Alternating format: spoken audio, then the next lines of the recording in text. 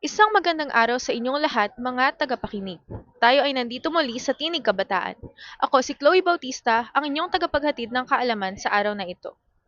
Ngayon nakaliwat kanan ang nagaganap na pagbubunyag sa mga katiwalian sa gobyerno, hindi na napigilan ng mga estudyante mula sa iba't ibang unibersidad ang pagpapakita ng kanilang saloobin. Nitong nagdaang Biyernes, ika-21 ng Nobyembre 2025, naganap ang isang student walkout sa mga unibersidad upang magprotesta ukol sa mga anomalya sa gobyerno at para magdemanda ng pananagutan para sa mga ito.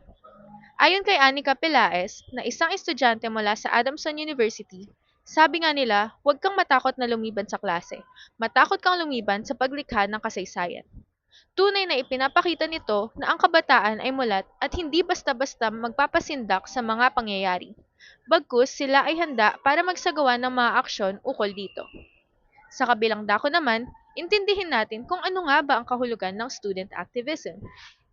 Ang student activism ay tumutukoy sa pagsulong ng pagbabago sa politikal, sosyal at pangkapaligirang aspeto sa pamamagitan ng iba't ibang paraan tulad na lamang ng student walkouts, rallies, boycotting at mga petisyon.